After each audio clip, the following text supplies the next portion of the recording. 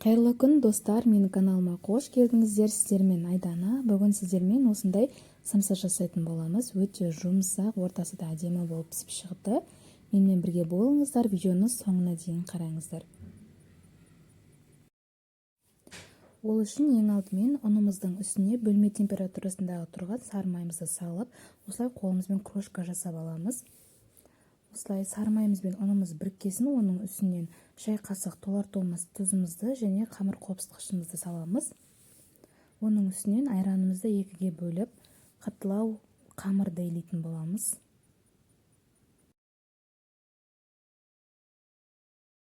Қамырымыз осылай қатқылдау болып тұрады. Қолымызбен илей берсек, қамыр өзі жұмсарып, бір-біріне әдемі болып масса бір-біріне үйлеседі.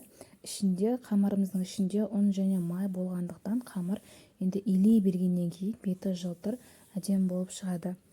Қамырды осылай енді 10 минутқа пакетикке салып, бетін жауып осылай қойып қоямыз. Сол уақытта біз начинкасын дайындайтын боламыз. Начинкасына бізге тартылған ет және ұсақтап туралған пиязымыз және ұсақтап туралған картошкамыз қажет, және дәміне қарай тоз бұрышымызды салып, жақсылап араластырып аламыз.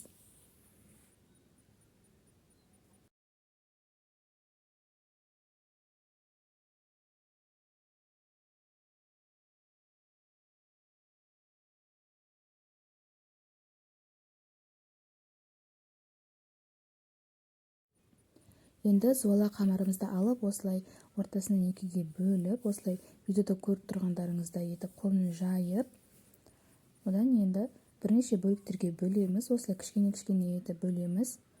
Әр дөңгелекті, әр қамырымызды осылай дөңгелетіп аламыз. Сосын оны оқтаудың көмегімен жайып, арасына салмамызды салып, түйе береміз. Қамырымызға ұн себудің қажеті жоқ. Қамырымыздың өзі жылтыр, әдемі болып тұр. Тек оқтаудың көмегімен жая береміз. Енді ортасына салмамызды салып, өздеріңіз қалағанша сопақ немесе дөңгелек етіп, немесе ұшбұрыш етіп түйе берсеңіздер болады. Осылай түйіп алып, табамызға пергамент қағазын төсеп, самсамызды теріс қаратып салып, оның бетіне бір жұмыртқаның сарысын жағып, бетіне күнжіт немесе макпен әсемдесеңіздер болады. Солай дәл осы уақытта печканы қыздырып қоямыз. Самсамыз 180 градуста 20 минутта пісіп шығады.